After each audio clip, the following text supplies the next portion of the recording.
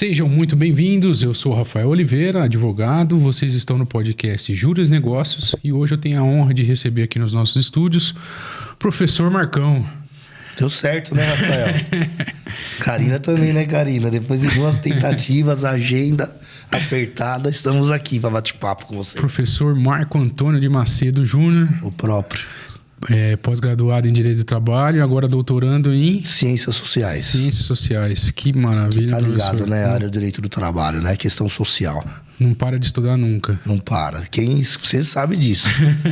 Quem entrou no ramo do direito, quer ser advogado de verdade, é uma profissão que a gente não para de estudar. E costumo brincar com os alunos, né? Com os advogados colegas, que também é uma profissão que a gente não se aposenta. Não, né? Ninguém vai se aposentar como advogado, você vai morrer. Isso. Você morre e aí você para de advogar. Só assim. Aposentadoria mesmo não tem, né? E se der pra entrar com a grava, o ainda cliente já... não vai aceitar, vai, doutor, você não pode se aposentar, é meu processo. É isso mesmo. Então a nossa profissão exige realmente uma dedicação, estudos constantes. Na minha área principalmente, né? Vocês estão percebendo aí o zum na área trabalhista, toda hora alterações, o STF questionando assuntos. A área trabalhista está no olho do furacão. Professor, antes de... Eu queria te agradecer publicamente. Opa, eu que agradeço. Te agradecer não só por estar aqui, né? Mas te agradecer porque se hoje eu sou advogado, com certeza teve a sua contribuição também. Rafael foi um bom aluno, viu, pessoal? E a irmã dele também, os dois, hein? Eu ainda lembro do puxão de orelha que você falando assim, foi preguiçoso aqui, falei que tem que responder não completo. Não fazia os exercícios completos, mas deu certo. Aí. Deu certo. Eu tava comentando, ainda lembro da minha prova, caiu consignação em pagamento.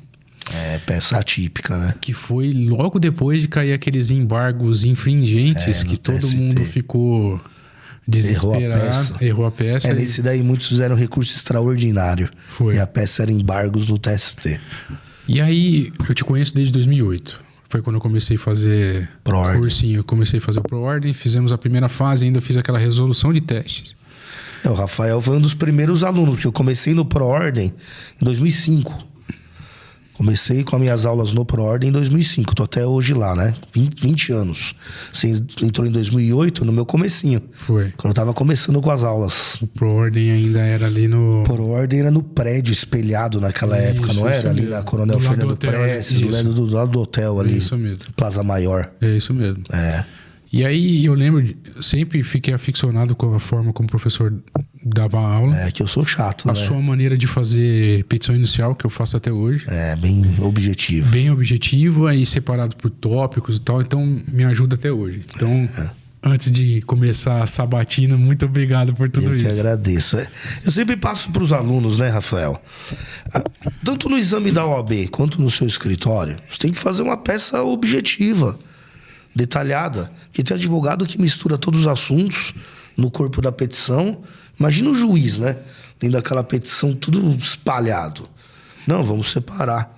Vamos falar da hora extra, depois separa adicional noturno, depois separa adicional de insalubridade. Fica bem objetivo e bem resumido, né? O juiz bate o olho, lê com calma, a parte contrária consegue também analisar com calma e o processo flui normalmente. E deixa a prova para a audiência. E a audiência a gente decide o processo. Eu lembro que eu decorei, a gente ficava o tempo todo falando excelentíssimo senhor, doutor, juiz federal, dá tracinho, vara do trabalho, dá tracinho. Exame da OAB decoreba porque algumas coisas você não tem consulta na prova, né? Só tem consulta ao texto da lei. Exato. Agora, a estrutura da peça, pedido, tem que estar tudo na cabeça. Decoreba. Eu lembro disso que eu ficava brincando com a minha irmã, que depois foi sua aluna também fez Direito do Trabalho e também é advogada hoje. Também, né? Eu fui em 2 churrascos, eu tive uma modinha em 2 churrascos. Nós fazíamos, pra vocês ficarem sabendo, nós fazíamos o churrasco dos aprovados. Até hoje tem. Até hoje tem? Famoso churrasco. Então, sempre que tem um exame, os alunos aprovados, a gente faz o churrasco da aprovação. Teve churrasco lá que teve gente que não foi de Uber pra casa, foi de SAMU. De comemorar de verdade. Foi de SAMU, foi de carona de SAMU pra casa. Tem que comemorar mesmo. E aí eu ouvi um pouco da sua história na época, mas eu ouvi a história de como você começou a ser professor. Agora, como que você entrou para a área do direito? O que você fez antes, então, Marcão? Fala um pouquinho da sua história antes da advocacia. Então, eu costumo falar, ninguém acredita. Muitos falam assim, Marcão, você queria ser professor desde criança? Nunca imaginei que eu ia ser professor. Marcão, você queria ser advogado desde criança? Também nunca pensei que eu ia ser advogado. Né? Então, a minha situação com o direito, como é que eu cheguei no direito? Tava com 17 anos, precisava fazer o vestibular, né? E tava na dúvida. Lógico que eu queria direitos humanos, parte humanas, né? Não queria nada de exatas, biologia, medicina. Não, queria a área de humanas. Então, aquela dúvida, né? Vou fazer administração de empresas? Vou fazer economia? Vou fazer direito? Inclusive, o meu pai e minha irmã fizeram administração de empresas. Então, ficou aquela dúvida. Mas aí, minha avó que me deu a luz. Né? Minha avó, minha saudosa avó. Inclusive, um livro que eu escrevi depois, eu fiz a dedicação para ela. Minha primeira obra, né? Meu primeiro livro. Que minha avó falou pra mim. Em casa me chamam de Júnior, né? Júnior, por que você não faz direito? Mas por que direito, vó? Ela, porque o direito, uma hora você vai ter que fazer estágio, não vai? Estágio de direito não falta. Você vai arrumar estágio em qualquer lugar. E no direito, você vai pelo menos saber defender suas coisas, seus direitos. Qualquer problema que você tenha, você vai saber resolver. E ajuda a família também com os problemas familiares. Aí eu falei, vó, acho que eu vou fazer direito. Fiz o vestibular e já passei de primeira em direito. Aí que eu entrei, né, no ramo do direito em si, para a profissão de advogado. E como professor também foi sem querer. E o senhor é natural aqui de... Eu sou de São Caetano do Sul. São Caetano, natural do ABC, né? Toda a minha família é São Caetano do Sul. Certo. E aí nas aulas, o que aconteceu? Terminamos a faculdade... Eu e mais 4 colegas resolvemos montar um grupo de estudos para orientar, né, os alunos que vinham depois para o exame da OAB. Nós passamos o exame, tudo, viramos advogados. Aí nós montamos um grupo de estudos para nossos colegas que eram os calouros nossos na faculdade, né, que vinham depois. E começou a dar certo. Aí um desses alunos deixou um currículo meu no curso Pro Ordem, onde eu fui chamado em 2005 e até hoje estou lá, 20 anos. E como é que é a responsabilidade de ser professor? Sim, eu sou chato. Você foi meu aluno, sua irmã foi minha aluna. Eu sou bem chato, eu pego no pé. Porque eu sempre penso assim, se é pra fazer, tem que fazer bem feito, né, Rafael? Pra fazer meia boca, a gente nem faz. Então eu pego no pé, que exijo os exercícios, que a peça esteja perfeita, questões, mando o material para estudar de final de semana, feriado. Então, assim, eu não dou sossego. Eu acho que o objetivo não é virar advogado, não é passar no exame da OAB. Então a gente tem que levar a sério, tá? Porque são 13 exames por ano. Mas quanto mais rápido você passar no exame, melhor. Você já começa a exercer a profissão. E mais fresco tá também. Você acabou de sair da faculdade, a matéria tá fresca. Aproveita, se dedica e já passa o mais rápido possível. E como é que foi a sua escolha? Você estagiou? Como é que foi a sua escolha pelo trabalhista? Sempre quis ser trabalhista? Assim, eu dei sorte. Uma colega minha de faculdade, eu estava no segundo ano da faculdade. Uma colega minha começou o estágio no escritório, que depois eu virei estagiário. Ela ficou 2 semanas lá. Não gostou. Chegou para mim e falou, Marcão, não gostei. Não quero área trabalhista. Se você quiser, eu te indico lá no escritório. Falou que eu vou sair. Se você quiser, eu te indico. Ela me indicou lá. Fiquei 18 anos lá. 18 anos. Fiquei 3 anos de estagiário.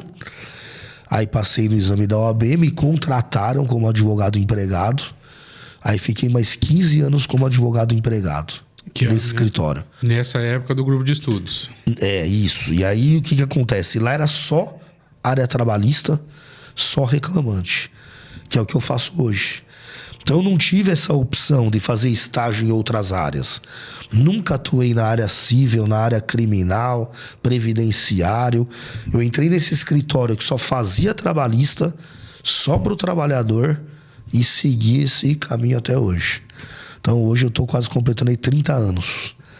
30 anos na área trabalhista, só advogando para o trabalhador. E hoje o senhor tem o seu próprio escritório? Desde 2012, né? Aí meu chefe, que era meu chefe, falou, Marcão, você não pode mais ser meu empregado. Hoje os clientes vêm aqui atrás de você. Eu sou o dono do escritório e o cliente vem atrás de você. Então você tem que ter o seu escritório. Chegou a hora de você bater asas e ter o seu escritório. Aí desde 2012, né? Há 13 anos que eu tenho a minha sociedade de advogados. Que é onde? Lá em São Caetano do Sul, na Avenida Goiás, só na área trabalhista, só pro reclamante. Quem quiser te encontrar lá em São Paulo, passa o endereço aí, pessoal. Estamos na Goiás, ali em frente à delegacia de polícia. Avenida Goiás 347. Pode passar lá para tomar um café, para bater um papo, para tirar dúvida. Estamos lá. Tem página no Instagram, tudo mais, o escritório Tem mais o Instagram. No Instagram é meu pessoal, né? O meu pessoa física. Que é Marco Antônio Silva de Macedo. Dou as dicas, né, para alunos, para exame da OAB. Coloco situações, né, do dia a dia da advocacia trabalhista. É meu Instagram pessoal. Eu ia falar de dicas, então. Antes da gente entrar na... Eu separei um monte de perguntas para te fazer aqui. Não, mas é bom. Falei, a área trabalhista tá no olho do furacão. Mas eu sei que tem um exame, a segunda fase tá chegando aí, né? Teve a primeira fase agora... Domingo foi a primeira prova agora, dia 17. E como é que foi? A aprovação foi boa, Rafael. Foi? Inclusive, amanhã nós começamos o curso de segunda fase, que a prova da segunda fase é dia 19 de outubro. Amanhã nós começamos. E o Proordem já me ligou ontem, disse que um monte de matrícula já para começar o curso amanhã. Os alunos foram bem na prova de domingo. Qual a dica? Qual é a principal dica que você dá para quem vai fazer a segunda fase? Então, na área assim, tanto faz, né? Área trabalhista, área penal, tributária. Dica, até já comentei hoje, é dedicação. Você tem agora 2 meses, né? Para resolver seu problema, resolver sua vida. Que eu costumo brincar que bacharel em direito não é profissão. Não. Não é qual é a sua profissão? Bacharel em direito. A mesma coisa que falar dolar, sou dolar. Porque não existe a profissão bacharel em direito. E você não é mais estagiário. Correto. Então fica naquele limbo, né? Até não é mais estagiário. A carteirinha de estagiário dura um tempo. Já valeu, já venceu. Então você não é mais estagiário, não é advogado, que não passou ainda no exame da OAB. Fica naquele limbo ali de um bacharel. Por isso que eu falo, são 2 meses. Dedicação de 2 meses para pegar a carteira da OAB e seguir a vida profissional. Dedicação. Casas Bahia. Tô fazendo propaganda aqui. Dedicação total a você. Eu sempre falo nas aulas. Dedicação total a você nesses 2 meses para passar no exame. Ao longo desses anos como professor, falando de segunda fase, o que reprova mais? A peça ou aquelas questões? Hoje em dia é a peça, hein, Rafael? Ainda é da época? Na minha época era uma peça e 4 questões. Ainda igual. Peça e 4 questões. 5 horas de prova. A peça, se você não prestar atenção na estrutura do exercício, no raciocínio, você acaba errando a peça. E no exame da OAB, pelo edital, se você errar a peça, é 0. Não vai falar do tridente? Você tá reprovado. Eu tava esperando você falar do tridente. O tridente nós usávamos na sala de aula. Um tridente lá pra falar errou, tá massacrado aqui. Hoje a gente brinca e fala que vai passar o facão. O examinador vai passar o facão no seu pescoço. Já mudou, então. Pra mudar a questão de tridente, tem gente que não gosta, né? Falar de coisa aí do diabo, do demônio. Então a gente mudou. Agora o examinador passa o facão no pescoço. Entendi. E uma coisa que eu sempre falo, e virou também um merchan, o jeito fácil de passar na prova. O jeito mais objetivo que nós falamos. Fazer a peça com objetividade, bem simples. Que eu costumo falar que é a receita da palmeirinha. Não sei se você lembra disso. Lembro. Né? Quer passar no exame da OAB? Tu usa a receita da palmeirinha. Né? Não precisa ser uma receita do Alex Atala, Eduardo Guedes, o Jacan, que são elaborados, né? Não. Se você usar a receita da palmeirinha, como fazer o bolo em 1 minuto, você passa no exame do mesmo jeito. Né? Só ter a ideia centrada, objetividade, segue a receita do bolo, sem encher muito de informações desnecessárias, a aprovação vem. Por isso que pegou o meu bordão, que eu sempre falo, é tudo nosso amiguinho. É isso mesmo. Que a Palmeirinha falava, né? O amiguinho, o amiguinho. Então hoje os alunos me conhecem por isso. Falou o Marcão de Direito do Trabalho, é tudo nosso amiguinho. Professor, quais são as peças mais complexas que você acha para cair numa segunda fase? A gente sempre tinha um tripé. Vou te dar a minha opinião. Na época que o meu maior receio era que caísse ou contestação ou inicial com vários temas. Que é o tripé, então, que eu ia falar. 3 peças são padrões. São as peças que mais caíram na prova. Que é a petição inicial, a reclamação trabalhista, que é onde você entra com a ação pelo empregado para pedir os direitos. É a primeira peça. Essa é a que mais caiu. Segunda peça, a contestação, que é a defesa, né, do empregador. O empregador tem que se defender daquele processo que o empregado ingressou. Então aí vem a peça chamada contestação, que também é uma peça complexa, né? Tem que analisar para ver se tem alguma preliminar, se tem prescrição. Isso. E a terceira peça que forma o tripé, as peças que mais caíram, é o recurso. Né? Porque o empregado entra com a ação, a empresa se defende, o juiz decide, quem não gosta da decisão recorre para o tribunal, que é o recurso ordinário. Sim. Então essas 3 peças são as peças que mais incidem na prova da OAB, que eles mais pedem, né? Petição inicial, contestação e o recurso ordinário. Só que hoje, Rafael, eles estão já saindo desse tripé. A sua peça, Sim. a ação de consignação em pagamento, não é muito utilizada no dia a dia. Sim. Caiu ultimamente aí agravo de petição E a 2 última- vezes. E a última prova A caiu última exceção, foi uma peça que não tem nem previsão na lei. Quase anulou o exame. Foi exceção de pré-executividade. Exceção de pré-executividade, que não tem previsão na lei. Né? Aí no final eles acabaram aceitando as outras peças também. Porque se eles fossem insistir na exceção de pré-executividade, ia anular o exame. Né? Muitos alunos iam entrar na justiça e anular a prova. Porque você não pode pedir uma peça que não tem previsão em lei. Porque a exceção de pré-executividade é uma invenção dos advogados. Os advogados que inventaram essa peça. Sim. Então ela tem origem na doutrina, na jurisprudência, não tem previsão legal. Então para você ver que a OAB está fugindo um pouco desse tripé. Porque muitos cursinhos, agora vamos falar real, muitos cursinhos só estavam ensinando essas 3 peças, Rafael. O que eu acho um absurdo, né? Sim. Se o aluno está fazendo um curso preparatório para o exame da OAB, você tem que ensinar todas as peças. Que nem lá no ProOrdem, nós ensinamos todas as peças. Mas muitos cursinhos só estavam ensinando essas 3 peças. E aí, como a OAB começou a sair fora das 3, começou a reprovar uma galera. Lembrei agora, falando das peças. Antes da minha, não foi embargos infringentes, foi embargos de pré-questionamento. Embargos de declaração no TRT de pré-questionamento. É. Que foi o exame, acho que 128. Então, o seu foi o 129. Fugiu totalmente também do que o pessoal... Também, olha lá.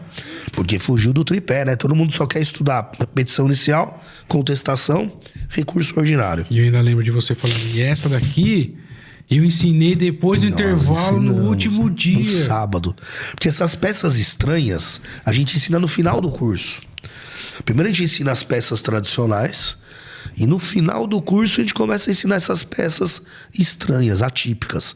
Por isso que quando cai essa peça, que é estranha, os alunos lembram na hora da peça, porque eu ensino no final. Sim. Faltando 2, 3 dias para a prova. Tá fresco na cabeça, né? Professor, antes da gente entrar nos temas que estão fervilhando aqui, né? Tumultuando o Poder Judiciário. Continua dando aula no ProOrdem, exclusivamente no ProOrdem, né? Agora eu sou coordenador de todas as unidades do ProOrdem, na área trabalhista. Quantas unidades nós temos? ProOrdem Santo André, né? Que é a ABC, aqui em Santo André. ProOrdem Campinas, que é a matriz, lá em Campinas. ProOrdem Santos. ProOrdem Goiânia. Todo mês tem que ir para Goiânia. Pegar um avião lá em Goiás, dar aula e voltar. Então, estamos cuidando de todas as unidades do ProOrdem aí, tanto na OAB como na pós-graduação. Deve ser uma realização... Eu faço o que eu gosto, né? Eu faço o que eu gosto. Tirando a realização de fazer o que você gosta, ver tanta gente aprovada assim, fazendo curso, como é que é? É verdade. Eu não tenho essa visão. Meus colegas que falam, Marcão, todo mundo fala de você ser conhecido em todo lugar, mas eu não tenho essa visão. Não encontra no fórum? Encontra. Mas tem gente que fala assim, Marcão, te conhece até no interior, em tal lugar. Eu não tenho noção disso. Mas é o que você falou, a hora que a gente sai na rua, vai no supermercado, vai no shopping, sempre encontra alguém. No fórum, então, todo mundo quer tirar fotografia. Vai foto com o Marcão pra postar. Mas é por isso, né? Porque o trabalho é bem feito, é um trabalho pesado, né? Te pega pesado, nós somos chatos. E aí os alunos depois valorizam o trabalho.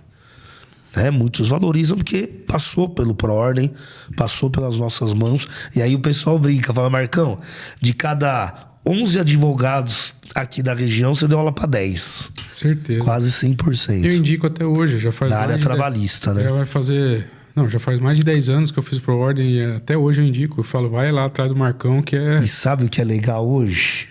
20 anos já, né, que eu tô dando aula. Tá pulando geração. Hoje chega um aluno pra mim e fala: Marcão, você deu aula pro meu pai. Olha só. Você deu aula pra minha mãe, você deu aula pro meu tio, pro meu irmão. Até arrepia. Que começa a pular geração, isso que é legal, né? E ainda tem aluno que fala assim: vê se o Marcão ainda tá dando aula lá, porque tem gente que não sabe, né? Se eu ainda tô dando aula. Sim. Aí vai lá, vê no ProOrder se o Marcão ainda tá dando aula. Aí chega lá, eu tô lá. Tô cabelinho já branco, parrigudo, mas tô lá. Vamos entrar nos temas atuais então, professor? Falar um pouquinho do que tá acontecendo. Bora lá, aí. agora vamos falar de prática trabalhista, né? Pejotização. Esse é o terror, né? Você já começou bem, hein, Rafael? Começamos bem, né? Já começamos bem. Eu te falo a respeito da pejotização, porque eu tava comentando aqui antes de começar. Bem. Eu presto serviço para algumas empresas que prestam serviço para outras empresas. Entregas alimentícias, né? Sim. Presto serviço para aquela empresa com I vermelhinho, né? Sim, sim. Precisa dar um nome. E tem sido muito difícil. E agora, com o entendimento do STF... Os processos estão ficando assim, paralisados. Vamos colocar a pejotização a origem dela. Como eu falei para você, eu tenho quase 30 anos de advocacia trabalhista. Então, o início da pejotização, como é que surgiu a pejotização? Surgiu com aquelas atividades de elite. Era um médico, engenheiro, advogado, empregados de TI, de informática, pessoas com salário muito alto, Rafael. Que tinham consciência do que estavam fazendo. Não era aquele empregado comum que é chamado de hipossuficiente, o leigo. Então eram pessoas esclarecidas, né, que tinham um salário de elite, de executivo, e aí ele tinha poder de negociação. Né? O empregador falava: você quer ser CLT? CLT vai ser isso aqui, ó. Agora, se você quiser, a gente esquece a CLT e faz um contrato com prestação de serviço. Você não vai ter férias, não vai ter 13º, só que você vai ter um salário mais completo. Né? A gente consegue majorar o valor da remuneração, só que você não vai ter CLT. Então era assim que surgiu a pejotização. Com pessoas do alto escalão. Só que aí, Rafael, aquela história, nós somos do Brasil, né? E o Brasil tem a questão política, econômica, que isso interfere, né, na área trabalhista. Alguém olhou e falou: opa. Então os empresários começaram a crescer o olho na pejotização por baixo escalão também, com o objetivo de desonerar a empresa, baixar custos. Sim. Porque aí já pensou, você tem todo mundo lá, ninguém tem direito trabalhista? Só paga o salário e não tem direito trabalhista? Aí que começou a pulverizar. A chegarmos um ponto, na minha humilde opinião, tá? Eu só advogo pro trabalhador. Do absurdo de hoje ter pejotização de empregada doméstica, pejotização de faxineiro, motoboy. São pessoas humildes, né, que não sabe o que é uma pejotização. A pessoa precisa do emprego, tá desempregada, ela aceita qualquer coisa. E sem levar em conta que se pulverizar de verdade, ninguém mais vai ser empregado no Brasil, CLT. Isso vai desonerar a Previdência Social. Que já tá bem, né? Você já pensou? Ninguém mais tendo hora extra, ninguém mais tendo adicional de insalubridade, adicional noturno. A Previdência Social não vai mais arrecadar com esses direitos trabalhistas. E aí eu acho que vai ter uma outra preocupação a longo prazo, que é a Previdência. Então nós estamos nesse embate, né? A questão está lá no Supremo, em Brasília, para decidir se a pejotização vai ser válida para todos os setores ou não.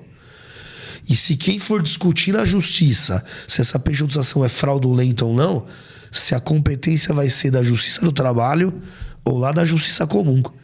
Vão decidir isso também, se é na Justiça do Trabalho que você vai discutir ou se na vara cível. Então olha só a polêmica que criou, né? Porque o STF entende que se a pejotização ela é válida, então não estamos falando de direito trabalhista. Não. Direito contratual. Exato. É um contrato que estamos realizando. Então não seria a competência da Justiça do Trabalho. Olha a polêmica. Olha a polêmica. Quando a gente fala... Aí a gente falou da pejotização como um todo. Quando a gente fala de aplicativos... Aplicativo. É que aplicativo... Qual é o seu entendimento? Vamos lá. a discussão do aplicativo não era nem a questão da pejotização. Né? A questão do aplicativo, como é que surgiu a discussão na justiça? A subordinação.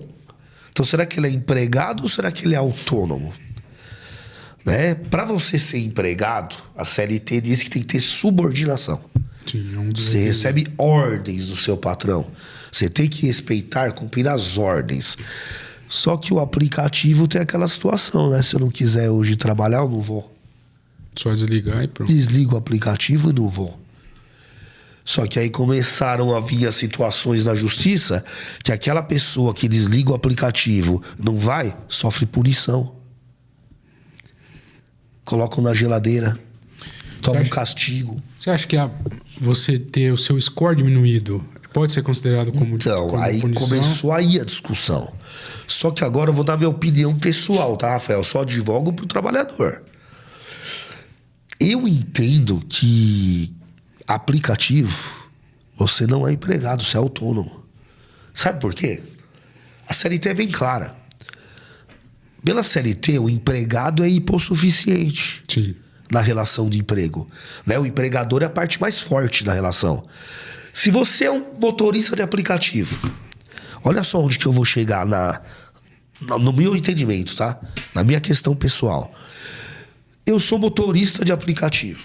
Faço uma corrida, essa corrida dá direito a R$100. O que o aplicativo faz? Fica com 30 e dá 70 pro motorista. Então é aí que eu acho que quebra o vínculo empregatício. Porque como é que eu vou entrar na justiça, Rafael, para pedir um vínculo se eu tô ganhando mais que o meu patrão? Eu ganho 70%.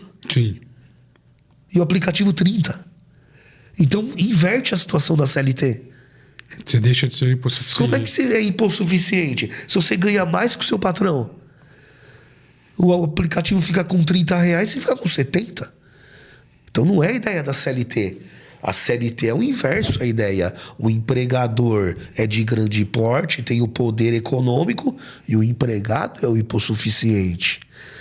Dessa questão de aplicativo, a situação não é essa. Né? É o inverso. O aplicativo fica com a menor parte, o empregado entre aspas, né? O prestador de serviço fica com a parte maior. Então é aí que eu acho que na justiça do trabalho quebraria o vínculo. Não daria direito ao vínculo. Porque como é que reconhece um vínculo onde o empregado ganha 2 vezes mais que o patrão? Porque é inviável. Eu já recebi algumas demandas, eu costumo fazer reclamada, né? Ao contrário do... Vocês advogam pro empresário. Mais para o empresário. São que tem razão. E as demandas são altíssimas, porque quando você fala de vínculo num caso desse, você tem todos os direitos que são decorrentes dessa prestação. Então você pega uma ação de 1 ano. Depois quando vem o vínculo... Horas extras, adicional noturno, tudo. Aluguel de moto, ajuda com combustível, periculosidade... Vem tudo de uma vez. Tudo de uma vez. Vira uma bola de neve, né? E aí é inviável. Se eu acredito, agora falando da minha opinião pessoal, se conseguissem o vínculo, ia acabar com os aplicativos. Eu acho que o vínculo não vai reconhecer. Até porque agora a história da pejotização vai englobar tudo. Porque o motorista de aplicativo, ele é um PJ. Sim. Ele abre a empresa, ele recebe pela pessoa jurídica. Tem uma MEI aberta. Então vai entrar na história da pejotização.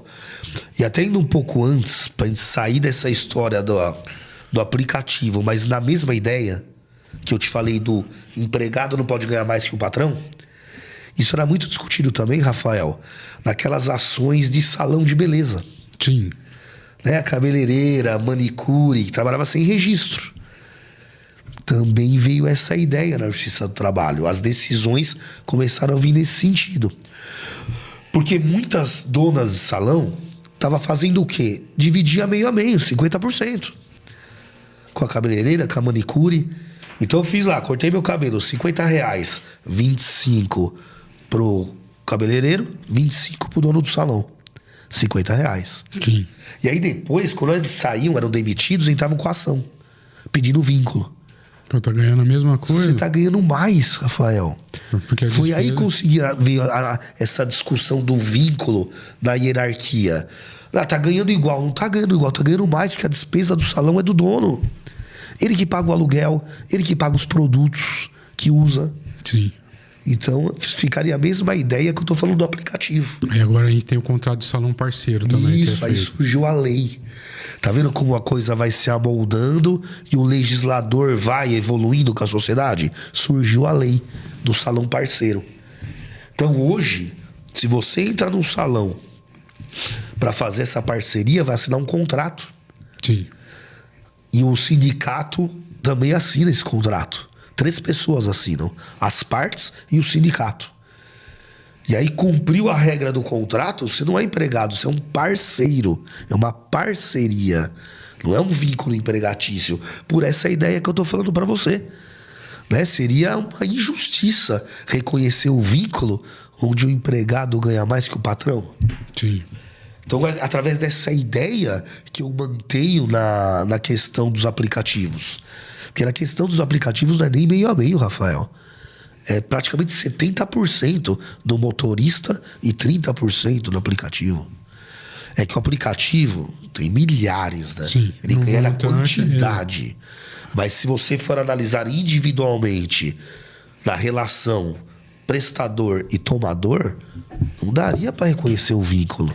Professor, você falou... Agora vamos entrar na próxima pergunta que eu tinha para te fazer. Tem as perguntas que estão na minha cabeça aqui. Sim. Eu não sou o Marcão aí, mas as perguntas ficam aqui na minha cabeça. Falando de sindicato. Tirando o sindicato dos metalúrgicos, que sempre foi muito forte, você acha que os sindicatos ainda têm força nas negociações? A reforma trabalhista complicou, né? Para vocês entenderem, lembrem que antes da reforma trabalhista, todos tinham que pagar o sindicato. Era obrigatório. Né? A contribuição sindical era obrigatória. Então, sempre no mês de março, descontava do seu olerite 1 dia de trabalho por ano para repassar para o sindicato. Veio a reforma trabalhista e mudou a regra. Ninguém mais é obrigado a pagar. Agora você paga se quiser. E pro brasileiro, se paga se quiser, ele não quer pagar. Né? Então, isso aí enfraqueceu o sindicato. Enfraqueceu economicamente. E aí vem a situação polêmica e prejudicial. Quando o sindicato perde força econômica, como é que ele faz para pagar as contas? Então aí vem o empresário e começa a colaborar. Patrocinar. Vai patrocinar. Eu te ajudo aqui, você me ajuda aqui. Então é o que você falou. Alguns sindicatos, mesmo após a reforma trabalhista, continuaram fortes. Metalúrgico, tá? Os Correios. Agora outros sindicatos já não tiveram a mesma força e começaram a negociar com as empresas, com o sindicato patronal. E aí eu tomo lá da cá, eu te ajudo aqui, você me ajuda aqui, e isso enfraqueceu o direito trabalhista. Vou te dar um exemplo. O sindicato dos bancários, Rafael, era um sindicato forte. Um sindicato bom. Depois da reforma trabalhista, hoje não vale mais nada. Nem sombra. Olha o que eles colocaram na convenção coletiva. Que se um bancário entra com a ação para discutir a 7ª e 8ª hora, falando que ele não é cargo de confiança, que ele é um bancário comum, se ele ganhar as horas extras, ele tem que devolver a gratificação de confiança que ele recebeu no olerite. Colocaram isso na convenção coletiva. Meu Deus. Ou seja, então, nem compensa entrar com a ação. Verdade. Porque você vai ganhar as horas extras, mas tem que devolver aquela gratificação de 1/3 que você recebia por ser gerentinho. Você colocar na ponta do lápis, vai dar uma mixaria de diferença. Então isso daí é pra você ver o poder do sindicato que ele tinha antes, já não tem mais, por causa da situação econômica. Né? E aí os empresários começaram a patrocinar os sindicatos dos trabalhadores. E aí, quando patrocina, você tem que fazer ajustes, acertos, né? E aí, esses acertos, o STF reconheceu como válido. Que é o tema 1046 do STF. O que colocou na convenção coletiva vale mais do que está na lei. Vale o negociado sobre o legislado. Então, hoje, o direito sindical é uma forma de reduzir direitos trabalhistas. Um absurdo. Sucateou, né? Sucateou. E aí a gente entra na próxima questão que eu ia debater. E a reforma trabalhista? Nossa, eu sou suspeito pra falar, mas... Porque a única coisa pra mim que valeu por um tempo foi a questão da hipossuficiência, da gratuidade da justiça. Foi a única coisa que realmente gerou receio nas partes. Gerou tanto receio que, pra mim, os grandes escritórios ganharam força ainda maior em cima dos pequenos. A gente estava falando sobre bancários. Eu tenho ciência de escritórios que entram em contato com os bancários para entrar com o processo, garantindo que arcam com os honorários de sucumbência em caso de não ganhar a ação. Não ganhar a ação. No começo da reforma trabalhista foi um susto mesmo, né? Porque virou a chavinha. O empregado que era o hipossuficiente, pela reforma trabalhista, virou a chavinha. Agora é o empregador, que é o coitadinho. É o empregador que é o hipossuficiente, por causa da crise econômica, depois veio a pandemia. Então hoje inverteu a ideia. Hoje, cuidado das empresas, não dos empregados. A empresa tem que sobreviver para manter o emprego da galera. E a reforma trabalhista começou com essa ideia, né? Mostrando isso. Ó, empregado, você vai ter certeza que você quer processar a empresa mesmo? Se você perder, você vai ter que pagar tudo. Vai pagar as custas, vai pagar o advogado da empresa. E isso começou a botar medo em alguns empregados, principalmente nas ações de insalubridade. Sim. E periculosidade. Que se você perdesse, você tem que pagar até o perito. Até as despesas do perito do processo. Sim. Então, esse foi o primeiro impacto da reforma trabalhista. Né? Que, na minha opinião, Rafael, isso é inconstitucional. E foi declarado inconstitucional. Porque isso é uma ameaça pro trabalhador. É como se você colocasse um revólver na cabeça dele. Você tem certeza que você vai entrar com o processo? Porque se você perder, você se ferrou. Então você está ameaçando o trabalhador. Você está fazendo com que ele não tenha acesso ao poder judiciário. E aí o STF reconheceu como inconstitucional. Tá? Se o juiz deferir a justiça gratuita, mesmo que ele não ganhe o processo, ele está isento. Não precisa pagar nada. Sim. Ele só vai pagar se o juiz não conceder a justiça gratuita. Só que 80% da nossa população, o salário está na faixa de 2 a 4 mil reais, Rafael. Sim. 80% da população, quando entra na justiça, está dentro da regra da justiça gratuita. Então aí o STF corrigiu essa inconstitucionalidade. Hoje, o empregado já não tem mais aquele medo de entrar com o processo. Que o STF reconheceu.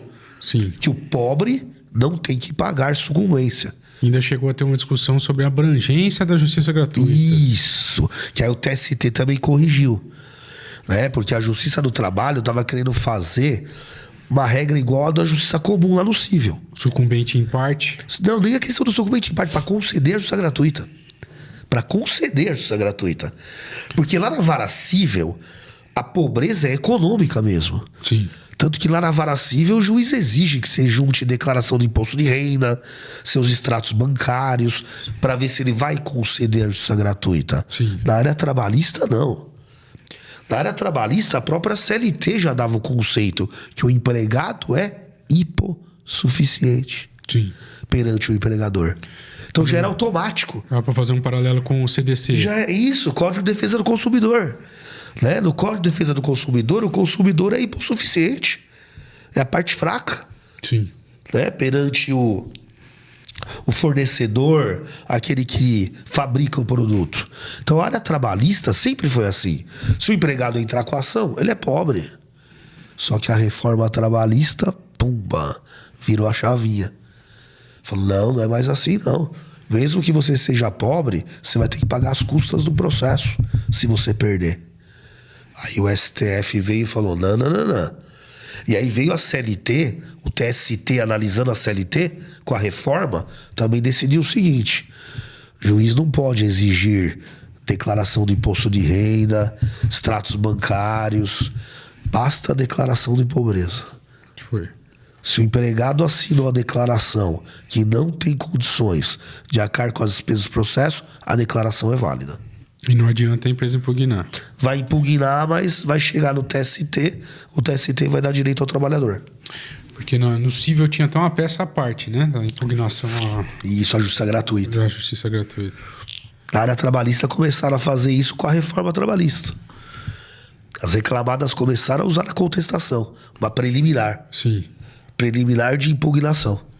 Porque eu uso também a preliminar, porque a gente falou aqui da hipossuficiência que é legal. Mas se um funcionário entra com 1 ano de serviço cobrando 1,5 milhão de verbas... Então, mas aí é que se ele vai ganhar ou não, esse 1,5 milhão é outra coisa. Mas aí ele fala ele fala que o que ele fazia por mês ultrapassa o teto da Previdência, aí eu já entendo que... É que assim, vou dar a minha opinião, só advogo pro trabalhador, né? Vamos supor, eu ganho 40 mil reais trabalhando pra você como empregado. Sim. Você me demite. Eu vou entrar com a ação. Eu não ganho mais 40 mil, Rafael. Tô com 0 agora. Tá desempregado. É esse o raciocínio. Eu ganhava 40 mil. Porque muito juiz na sentença coloca lá, o salário é 40 mil. Não, o salário era 40 mil. Agora eu tô desempregado, sou pobre. Tanto que já briguei várias vezes em audiência por causa disso. Briga jurídica, tá? Não briga de sair na porrada. Briga jurídica. Se eu ganhar 40 mil reais por mês, Rafael, a hora que você me mandar embora, o governo vai me pagar seguro-desemprego. Vai. Eu sou pobre. Mesmo ganhando 40 mil, eu vou receber 5 parcelas de seguro-desemprego no valor de R$ 2.300. Pra você ver que até o governo me considera pobre. Poder Executivo, com um salário de 40 mil. E aí vem o Poder Judiciário e fala, não, ele era um grande empregado, era um executivo. Quer justiça gratuita, o executivo? Quero, porque eu tô desempregado, amiguinho. O dinheiro que eu tenho é pra minha sobrevivência, da minha família. A rescisão que eu ganhei ali é pra minha sobrevivência da minha família. Eu sou pobre. Entendi. Então eu sempre discuti isso. E quando é rescisão indireta? A rescisão indireta é por uma culpa do empregador, né? Aí o empregador aprontou alguma, hein, Rafael? Mas aí você tá trabalhando. Aí a justa causa do empregador, né? O empregador que aprontou, aí é nas costas dele. Mas você entendeu o raciocínio? Sim, eu entendi. Essa é a ideia, né? Porque até na rescisão indireta, eu tô pedindo a rescisão indireta, eu vou ficar desempregado. Se o juiz conceder a rescisão direta, eu vou ficar desempregado. Correto. Vamos pro próximo tópico, então. Vamos. Você vê, mas como é polêmico, tá vendo? Sempre é. Todos esses aspectos. Polêmico. Aí, porque muitos defendem a parte do empresário, que eu também não tiro a razão. Ser empresário no Brasil é complicado. Eu trabalhei muito tempo para esse meu cliente e o sentimento que a gente tinha é que se ele perdesse um processo só, acabava com a empresa. Fecha a empresa, né? Ainda mais se for um acidente do trabalho. Não acidente do trabalho fecha a empresa. Eu tô falando desse... vínculo, esses vínculos de motoboy. É esse mesmo. Se ele tomou uma pancada de 300, 400 mil, Rafael. Tomou uma cacetada dessa, acabou a empresa. Se o motoboy ganha um vínculo ali, é 300, 400 mil. Quebrou a empresa. Aí, processo. Então, é difícil também. Mas aí eu queria falar sobre outro tópico. A pandemia trouxe pra gente um fenômeno do home office. Nossa, é. Como tem sido isso para você? Como tem sido isso na justiça? Como tem sido isso nas aulas? Teve o lado bom e o lado ruim, né? O lado bom é que a tecnologia avançou, né? Nunca imaginaríamos fazer uma audiência por videoconferência. Que eu detesto. Eu também. Para mim, se for inicial ou de conciliação, beleza. As recomendações que eu faço é isso. Nas aulas de pós-graduação. Eu acho que o juiz ele poderia usar a audiência por videoconferência numa audiência inicial. Tentativa de conciliação. Agora, na instrução, não. Julgamento no tribunal, sustentação oral. Perfeito. Sustentação oral por videoconferência. Porque não tem que produzir provas, o advogado vai fundamentar o recurso, o tribunal decide. Agora, quando você tem que ouvir testemunha, tem que ouvir o empregado, o empregador, eu não concordo com a audiência por videoconferência. Você quer ver? E já começa o seguinte. Pelas fraudes. Já começa o seguinte. Fraudes. Eu tô aqui falando, com você. Se a Karina vier com a câmera um pouquinho mais pra frente aqui, eu consigo mexer no meu celular e ninguém vê. Eu consigo falar pra testemunha aqui, Rafael, tinha testemunha que você via assim, ó. Ela tá com o computador aqui olhando. virava o olho de lado assim, ó. Tava dividindo tela. Tinha o WhatsApp com a da audiência. Tem. Tinha o WhatsApp aqui, ela olhava ali pra ver o que estavam escrevendo pra ela responder. Aí você... Aí fraudou, né? Aí fraudou o processo. Aí comprometeu as provas. Comprometeu. Mas a questão de trabalho em home office, isso ajudou. Isso ajudou até o empresário. Hoje, muitos empregados continuam em home office, desde a pandemia. Sim. A empresa deixa de alugar um espaço, que antigamente todo mundo presencial, tinha que ter um espaço físico. A empresa tinha que alugar o espaço. Pagava vale transporte dos empregados. Hoje, se a pessoa está em home office, não tem vale transporte. Então, assim, teve essa dinâmica, né? De facilitar a vida das pessoas, das empresas. Só que agora vem o lado ruim. Se eu fico de home office, 100% em home office, é o que tá acontecendo com a população. Tá ficando doente, cara, na cabeça. Tá. Porque são pessoas que não se distraem. Não estão saindo pra rua. Não estão vendo pessoas conversando, dialogando. E aí que começa a vir a tal de depressão, síndrome do pânico.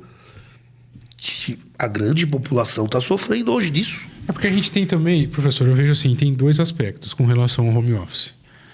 Eu acho que é mais difícil a fiscalização, até a cobrança de produção fica mais difícil. Mas eu enxergo assim, que você está falando de sair. A minha esposa trabalha hoje perto do metrô São Judas. Ela gasta 1h30 entre ônibus, trem, metrô para ir para lá. Para ela, o home office é uma benção. Sim. Ainda que tenha esse aspecto Por isso que eu falo, né? mental. Tem o lado bom e o lado ruim. Porque eu vejo muito meme na internet falando eu pegando o trem durante 2 horas porque o meu patrão achou que o home office não era bom.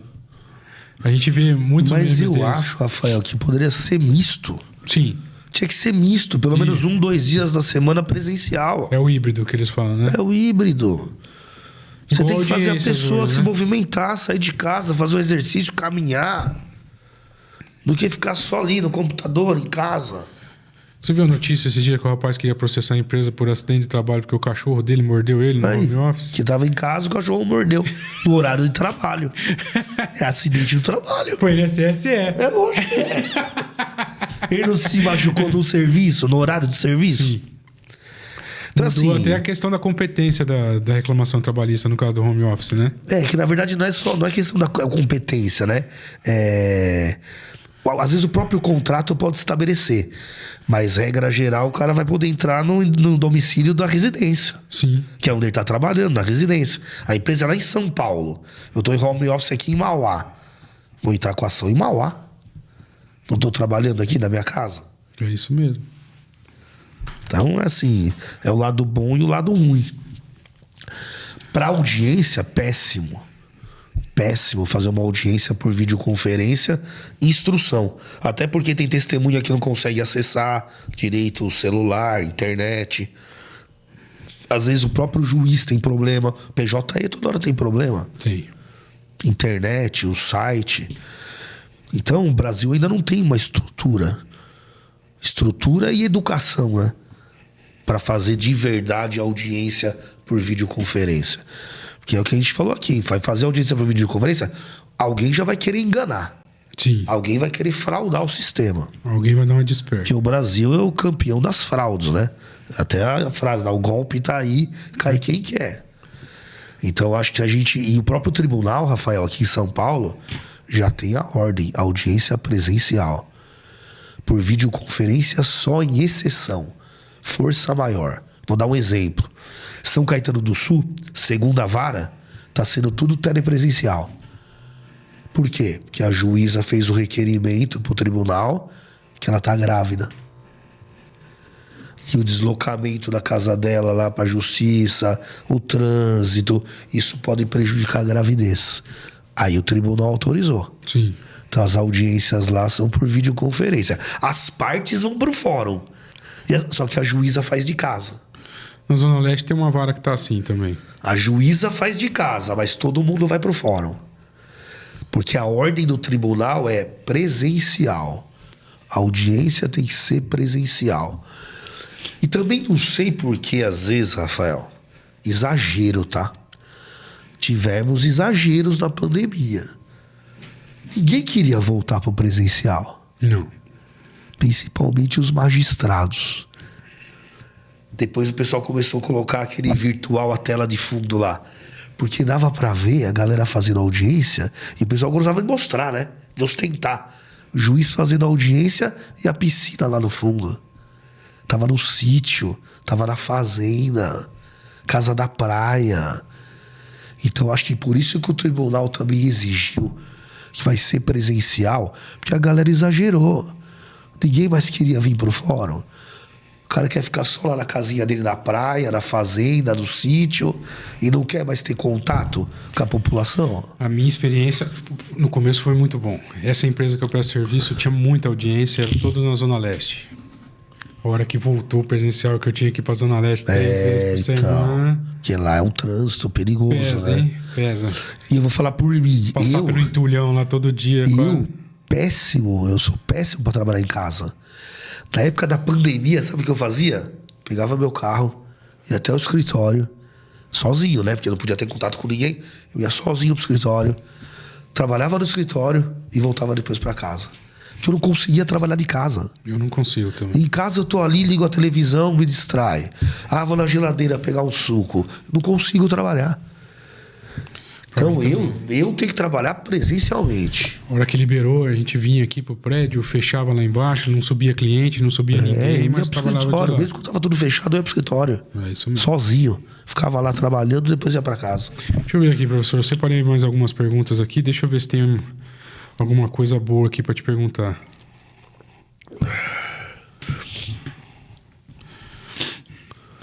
Vamos lá. Home office, já falamos. A reforma trabalhista, nós já falamos. Vamos falar de inteligência artificial? Ixi, esse também é assunto bom, hein? Primeiro, assim, eu acho que a inteligência artificial são dois aspectos mais latentes aqui, assim. A questão o uso da inteligência artificial para os profissionais da nossa área, sejam os operadores de direito ou os magistrados, que está banalizando. Tem que tomar cuidado.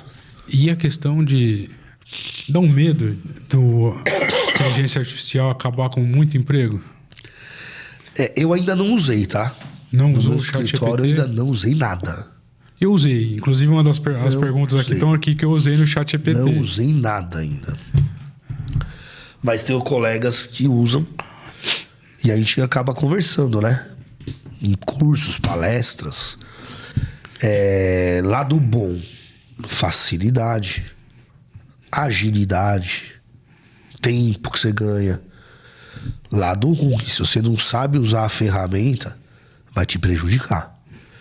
Porque vem com informações erradas. Se você não sabe direcionar a pesquisa com as informações corretas, o próprio IA, ele inventa informações. Sim. Não sei se vocês viram um advogado que um recurso lá no TST, ele pediu pro robô para elaborar a peça. Um recurso de revista. E aí o próprio computador inventou uma jurisprudência. Inventa. Que não tinha, na realidade, aquela jurisprudência. Porque aí tem, até onde eu sei, é porque tem uns níveis lá, né? O premium, aquele que você paga, a jurisprudência vem real mesmo. Aí o advogado deu azar que na hora que bateu lá, o ministro do TST foi lá conferir a jurisprudência. Falou, quero ver essa jurisprudência aqui se tem. Foi lá conferir, era mentira, não existia. Rejeitou o recurso. Litigância de má-fé do advogado oficiou na OAB. E tá certo. Ajuda, mas a gente tem que conferir. Tem que saber usar, conferir. Hoje em dia, que nem eu uso bastante na elaboração de contratos. Se você desse... Redige o contrato inteirinho, rapidinho. Eu tenho meu modelo de contrato. Em 1 minuto, né? Eu tenho meu modelo de contrato. Você junta o seu modelo de contrato lá, fala, eu preciso fazer seguintes alterações nesse contrato. Um contrato de locação. Sim. Fala, altera as partes para mim, as partes vão ser essa, a prazo de duração é esse, o valor é esse e o imóvel está localizado em tal lugar. Uma hora eu vou ter que usar isso aí também, Rafael. Tá feio. Até para as aulas. Sim. Pô, eu fico lá montando slide. Só dou as informações e o slide fica tudo pronto. É isso mesmo. Economia de tempo, né? Mas a gente vai ter que conferir, tem que dar a informação certa, conferir. Teve um advogado no Paraná, não sei se vocês viram aí, virou meme. Foi fazer uma sustentação oral. Botou a inteligência artificial pra fazer a sustentação no lugar dele. Putz, eu vi. A voz da Siri lá. Você viu o advogado levou um tapa Eu essa vi semana? essa semana. Levou um tapa da esposa. Será que era a mãe dele, da esposa? Diz que é da esposa. burro, Deu né? um tapão na orelha dele lá durante a audiência. O advogado pôs a inteligência artificial pra sustentar no lugar dele. E aí ficou repetitiva. Ficou repetindo. Aí o desembargador, doutor, pode parar. É o senhor que tem que sustentar, não é o computador, não é o robô. Oficiou na OAB também. Tempos difíceis virão Oficiou o aí. advogado na OAB. Porque assim, a ferramenta é boa, mas tem que saber usar. Senão ela te prejudica, né? Mas vai substituir a mão de obra, o robô? Não vai. Todas não. Na área trabalhista, não. Na área civil, criminal, porque é o advogado que executa o serviço da audiência, Rafael. É o advogado que executa a função. Eu acho que a inteligência artificial, coitado dos estagiários. Estagiário vai deixar de existir. Muito difícil, né? Mas o advogado, não. Não tem como o robô substituir o advogado na profissão. O juiz. Mas agora eu tenho recebido clientes cada vez mais difícil. A gente tá englobando tudo que a gente tá falando aqui. Cada vez mais difícil receber cliente no escritório. As reuniões são cada vez Tudo vídeo, online, né? E tal. E recentemente eu recebi o cliente me procurou para fazer uma demanda e ele já tinha um modelo já, e foi inclusive que o chat GPT falou para ele que o valor que dava para pedir. Então, mas esse é o problema, tá vendo? Aí o advogado vai ter que mostrar que aquela informação que ele criou, às vezes não é a correta. Fora que Porque qualquer um vai falar, não, eu faço aqui, vamos ver o que dá. O Jus Brasil agora tem a IA também dele lá que resume o processo pro cliente. Seu processo tá assim, assim, assim. Aí você bate lá e fala, mas não tem nada disso, querido. Não é assim que tá o processo. Porque a informação não foi dada de forma correta. Exatamente. A pesquisa não foi feita de forma correta. Então, por isso que eu falo, né? O robô vai ser muito bom. Vai. Mas não substitui a mão de obra, o juiz, o advogado, que vai ter que fazer a conferência das informações. Vai ter que dar a ordem para as informações. É isso mesmo. Professor, para finalizar, fala um pouquinho de burnout. Vamos. Você acha que é o mal do nosso tempo? Acabamos de falar sobre isso, né? Hoje, burnout, acho que mais da metade da população aí discute burnout na justiça. Eu vou te falar o que acontece. Eu peguei falar da nossa profissão aqui como um todo. Eu peguei uma época da advocacia em que não existia o WhatsApp ainda. O cliente tinha que ligar no seu escritório para saber das informações. Eu peguei a época que fazia petição na máquina de datilografar. Eu distribuía a ação lá na OAB. Eu trabalhava lá não sabe a OAB que tinha ali na Ipiranga, ali tinha uma central lá, Ipiranga. né? Eu ia lá distribuir lá. Tinha que numerar as folhas. Ia lá para distribuir. Essa época parece que advogar era melhor para a cabeça. Eu não sei como que você lida com isso. Para mim, se eu tiver notificação no meu celular, eu não fico em paz enquanto eu não responder. É isso mesmo. E parece que é um mal de todo mundo. Né? É um mal de todo mundo. Hoje a cobrança é rápida. É aqui, ó. 1 segundo eu te cobro pelo WhatsApp. Cadê isso? Cadê aquilo? Cadê aquilo? Me passa isso. Eu quero isso. E com a pandemia, Rafael, diminuiu a quantidade de empregados em empresas por questão de custos. Sim. Então começou também um acúmulo de função. Onde nós tínhamos 6 empregados, cortou pela metade. Agora são 3. Então são 3 fazendo o serviço de 6. E o chefe cobrando daqueles 3 o que cobrava de 6. No WhatsApp. Sim. Então ficou uma sobrecarga. E essa sobrecarga, chegou uma hora que o organismo espana o ritmo. Sim. Imagina você fazendo hora extra, então. Verdade. Se no horário normal já é um acúmulo, um monte de tarefas que você tem que fazer. Porque com a pandemia reduziu a quantidade de funcionários. Então sobrecarregou. E ainda você tem que fazer horas extras. E ainda tem o sobreaviso, que a gente nem falou sobre isso. Então, que a maioria das empresas ainda trabalha. A doença psicológica hoje, ela vai dominar o ambiente de trabalho. Por isso que saiu a NR1, aí as alterações da NR1, que a empresa vai ter que agora assumir as regras da NR1 por questão de o quê? Saúde mental do trabalhador. vai ter que ter as regras específicas para cuidar da saúde do trabalhador. Porque tá demais. Hoje você vê os afastamentos, é tudo por problema psicológico, Rafael. É tudo CID F40, F41, tudo questão de ansiedade, síndrome de ansiedade, síndrome do pânico, esquizofrenia, que tudo tá relacionado a burnout. Aí agora não pode mais chamar de burnout, você ficou sabendo? Não. Não pode mais ser nome estrangeiro. Agora é síndrome do esgotamento. Não se fala mais em burnout, é síndrome do esgotamento. Porque o Ministério da Educação, se eu não me engano, falou que não pode usar a expressão estrangeira. Essas palavras estrangeiras. Então a síndrome de burnout agora virou síndrome do esgotamento. Porque os afastamentos pelo INSS estão sendo tudo por isso. Difícil aqueles afastamentos que tinha antigamente, né? Tendinite, hoje é tudo psicológico. Sim. Ramo dos bancários, metalúrgica, vendas, telemarketing. O telemarketing reclama disso há muito tempo, né? Então. E a parte, se você for tratar da questão de saúde, por que que o próprio Poder Executivo também tem que entrar em ação? Porque isso encarece a saúde pública. Sim. Né? Se a pessoa está afastada por um problema psicológico, o INSS tem que pagar o benefício.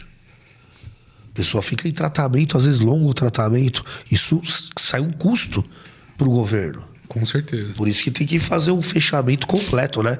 Empresário, governo, Ministério Público, Ministério do Trabalho. Tem que ser em conjunto. A própria OAB, na minha opinião, também tem que participar. Pra gente tentar resolver isso daí.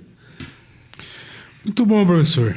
Passou rápido. Isso, bate-papo, né? Passou rápido. Passa rápido, né? Queria te agradecer mais uma vez. Obrigado por tudo. Tamo junto. Que Deus abençoe muito sua vida. Gostaria de vir mais vezes aí, pra gente falar de outros assuntos. Vamos vir mais vezes. Que Deus abençoe muito sua vida, muito sucesso. Você também. E que você continue fazendo a diferença na vida de quem quer advogar. E se alguém aí tem algum bacharel, algum advogado... Bacharel quer passar no exame da OAB? Vai lá tomar café no ProOrdem com a gente, pra conhecer o curso. Procura o Marcão, vai no Trabalhista. O advogado quer fazer a pós-graduação? Isso. Vai lá no ProOrdem, conhecer a gente. Exatamente. Tomar um café. Estamos dentro da fundação. Dentro da fundação? Fundação Santo André. O ProOrdem está dentro da fundação. Ah, maravilha. Quer tomar café com o professor Marcos? Vai lá no escritório. É isso aí. Vamos lá bater um papo, vai lá no escritório, a gente conversa. Pitanga, falar do empregador. Conversa de qualquer assunto trabalhista. Lá na Avenida Goiás 343. Recebo vocês lá com todo carinho. Muito obrigado, professor. Rafael, obrigado. Até e mais. até a próxima, Até. hein? Tchau. Valeu.